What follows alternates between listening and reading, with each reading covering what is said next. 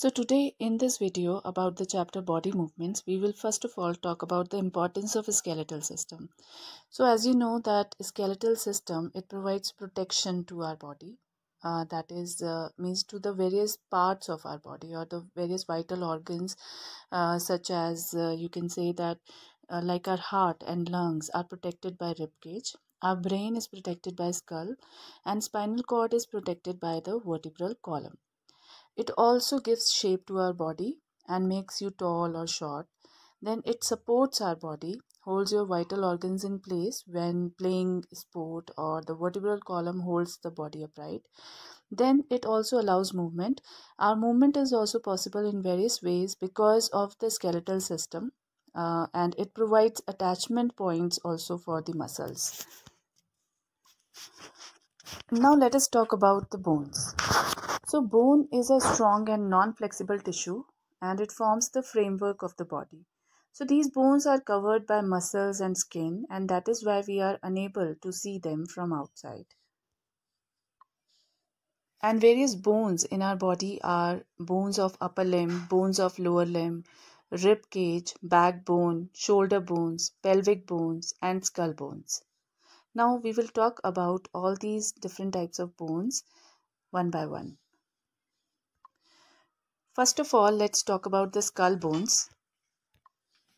There are total 22 bones in our skull, and these are composed of the cranial bones, which forms the cranium of brain, and it has total 8 bones.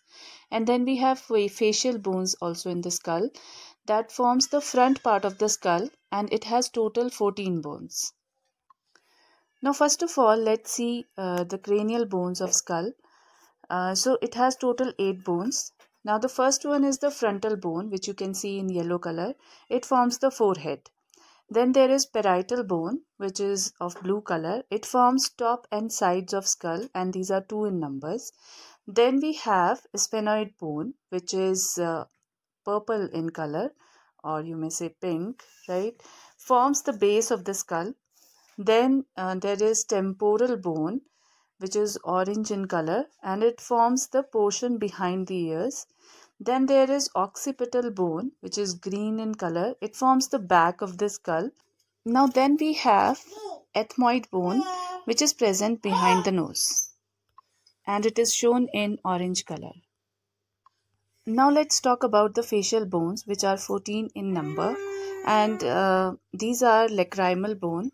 That is the smallest bone in human body. You can see here that is present near our eyes, and it is shown in greenish color. Then we have, and these are 2 in numbers, then we have mandible, that is the lower jawbone, and we have maxilla, that is upper jawbone. Nasal bones are also there in the nasal area. Then we have inferior nasal concave, and palatine bone, it forms the back of the mouth. Zygomatic bones, they form the cheekbones, and vomer, which forms the nose tip. Now these different bones, their numbers are also given in the brackets here, so you can count them and it will be total 14 bones. Now let's talk about the bones of the upper limb. Now each upper limb is made up of 30 bones. Now there is arm, in which we have one long bone, humerus, with a rounded head. Then we have forearm.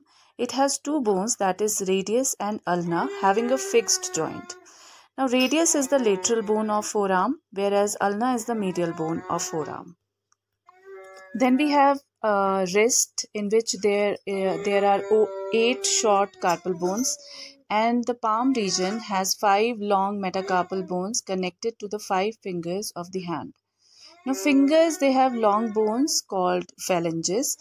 Thumb has 2 phalanges. All the other fingers, they have 3 phalanges, thus making a total of 14 phalanges.